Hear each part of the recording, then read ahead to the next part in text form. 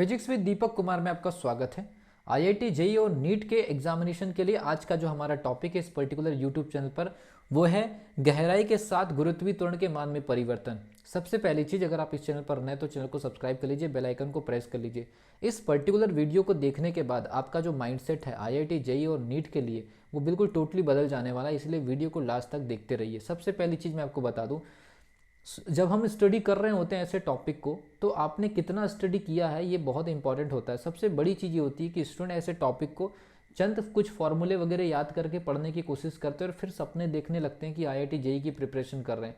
इस वीडियो को देखने के बाद आप एक नतीजे पर पहुंचेंगे कि एक्चुअल में आप कितने बड़े लेवल पर या कितने डेप्थ लेवल पर टॉपिक को मिस कर जाते हैं। लेकिन आप प्रिपरेशन कर रहे हैं नीट की और आईआईटी जेईई की, तो इस प्रकार से ऊपर ऊपर पढ़ने से काम नहीं चलेगा। अगर आपको डेप्थ में पढ़ना है तो ये वीडियो में आप देखिए कि एनालिसिस किस स्तर तक होती है। सबसे पहली चीज़, कुछ मैं ऐसे नॉर्मल पॉइंट आपको बताऊंगा जिससे आपको लगेगा कि ये सब चीज़ें तो आपको पता है, लेकिन उसके बाद जब मैं एनालिसिस स्टार्ट करूंगा तो उस एनालिसिस को आपको गौर से समझना, देखना है, और ये एक्चुअल में रियल स्टडी होती है आईआईटी जेईई और नीट के लिए। आप देखिए, सबसे पहली चीज़ पॉइंट होता ये है कि ये हमारे लिए पृथ्वी है। ये पूरा का पूरा जो भाग है ये पृथ्वी है, ठीक है भी। और ये पृथ्वी के सरफेस पर एक बॉडी रखी है। ये पूरा का पूरा जो भाग है ये पृथ्वी है।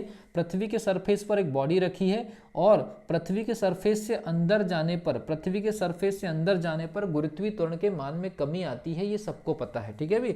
और जो गुरुत्वीय त्वरण के मान में कमी जो आती है, तो नया जो गुरुत्वीय त्वरण नई जगह यहाँ पर जो जी था और वो यहाँ पर जी डेस हो जाएगा। तो जी डेस की जो वैल्यू जी के कंपैरिजन में कैसे होती है, वो होती है आपकी जी और वो होती है आपकी 1 minus H divided by R, जहाँ पर आर जो है वो पृथ्वी की त्रिज्या है और एच जो है वो गहराई है सरफेस से एक नई सिचुएशन पर, और जी आपका ओरिजिनल वैल्यू है जो सरफेस पर था, और जी डेस जो है किसी इंस्टेंट या किसी पॉइंट पर वैल्यू है।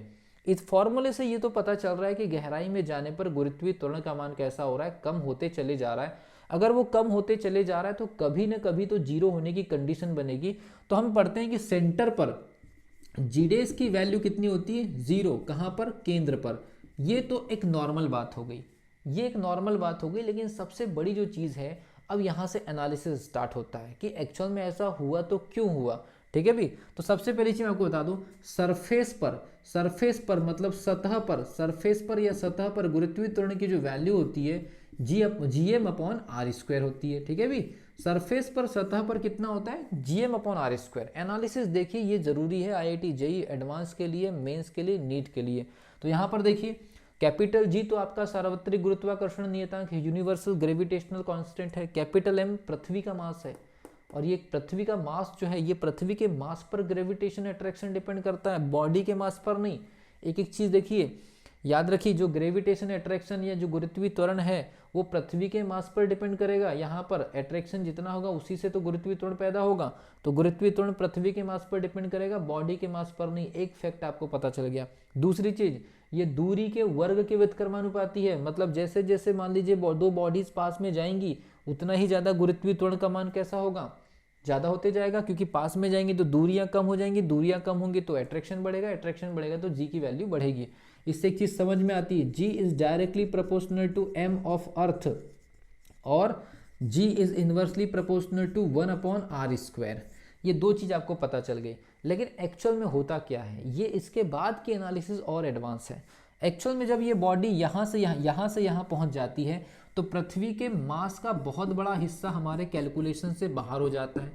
पृथ्वी के मास का बहुत बड़ा हिस्सा गुरुत्वीय त्वरण के कैलकुलेशन से बाहर हो जाता है। एक नया फॉर्मूला आपके सामने आता है और वो होता है आपका g इज इक्वल टू, जी तो रहेगा कैपिटल जी और ये हो जाएगा m minus small m divided by, मतलब कैपिटल M में से कुछ स्मॉल m चला गया। स्मॉल m क्या है, ये रिंग का मास है स्मॉल m, और बॉडी अंदर आ रही है r माइनस एच का होल स्क्वायर। देखिए दो चीजें हो रही है, मास भी कम हो रहा है, दूरियां भी कम हो रही है। दूरियां भी कम हो रही है। G is directly proportional to m minus M, तो इससे तो गुरुत्वीय त्वरण कम हो रहा है, और G is inversely proportional to r minus H का स्क्वायर। तो ये दो डिस्टेंस कम हो रही है, इसकी वजह से जी कैसा हो जाएगा, बढ़ेगा। अगर ये कम होगा तो ये कम होगा, ये वाली वैल्यू कम होगी तो जी की वैल्यू कम होगी, लेकिन ये वाली वैल्यू अगर कम हुई तो ये बढ़ेगी। मतलब ये जो नीचे वाली क्वांटिटी अगर कम हुई तो जी का मान बढ़ेगा, और ये ऊपर वाली क्वांटिटी कम हो रही है तो इसकी वजह से जी का मान कम होगा। कुल मिलाकर के जी के ऊपर डबल इफेक्ट पड़ रहा है। एक क्वांटिटी जी को बढ़ाने की कोशिश कर रही है, दूसरी क्वांटिटी जी को कम करने की कोशिश कर रही है। धीरे धीरे धीरे धीरे जब ये बॉडी यहाँ पर पहुँच जाएगी तो वो रिंग और छोटी हो जाएगी, पृथ्वी के मास का बहुत बड़ा हिस्सा कैलकुलेशन से बाहर हो जाएगा। जबकि बॉडी पृथ्वी के सेंटर के पास पहुंच रही है, दूरियां बहुत कम हो गई है, तो दूरी बहुत कम होने की वजह से गुरुत्वीय त्वरण बहुत ज़्यादा बढ़ने की कोशिश करना चाहिए।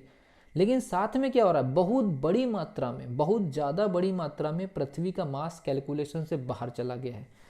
m-m बहुत, मतलब ये जो स्मॉल m दिख रहा है ना, ये बहुत बड़ी संख्या हो गई और वो लगभग कैपिटल M के बराबर होने ही वाली है।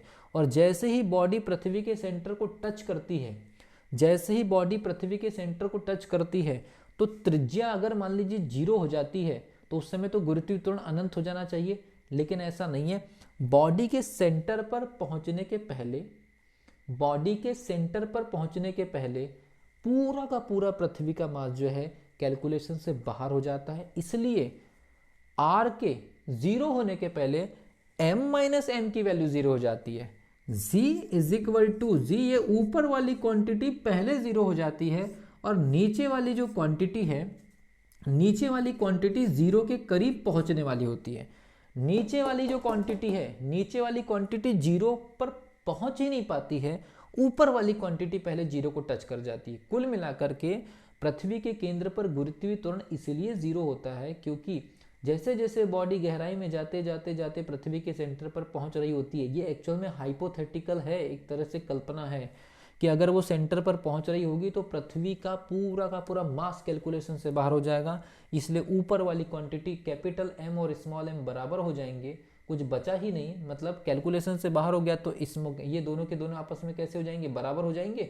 और बराबर अगर हो गए तो ऊपर वाली क्वांटिटी 0 हो जाएगी, ऊपर वाली क्वांटिटी पहले 0 हो गई और नीचे वाली क्वांटिटी को 0 होने का मौका ही नहीं मिला, या वो 0 के करीब पहुंचने ही वाली थी बट ऐसा नहीं हो पाया।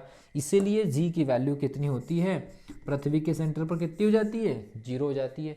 तो याद रखिए, अगर आप जेईई मेंस या एडवांस की प्रिपरेशन कर रहे हैं या नीट की प्रिपरेशन कर रहे हैं, जब तक आप इस प्रकार से एनालिसिस करके स्टडी नहीं करेंगे, आप मान लीजिए लाखों रुपए की कोचिंग कर लीजिए, उससे कोई फर्क नहीं पड़ने वाला है। 2 साल पढ़ लीजिए, ड्रॉप लीजिए, 3 साल पढ़ लीजिए, कहीं भी महंगी से महंगी कोचिंग कर लीजिए, अगर आपका एनालिटिकल स्टडी फिजिक्स में सही नहीं है, न्यूमेरिकल स्टडी अगर आपका सही नहीं है, ये मान करके चलिए आप अपना पैसा, समय और अपना कैरियर और अपना फ्यूचर बर्बाद कर रहे हैं। इसीलिए हर टॉपिक को जितना डेप्थ में जा कर के स्टडी करना चाहिए करिए, ठीक है भी।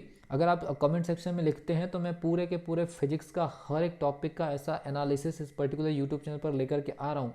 तो इस पर्टिकुलर यूट्यूब चैनल से अपने फ्रेंड सर्कल को जरूर शेयर करिए, ताकि आप लोगों को जो फ्री के वीडियोज़ हैं, आपको जो फ्री के वीडियोस मिलने वाले हैं वो 30,000 से 40,000 रुपये की वैल्यूज़ के हो सकते हैं। मिलता हूँ अगली वीडियो में, तब तक के लिए wish you all the best.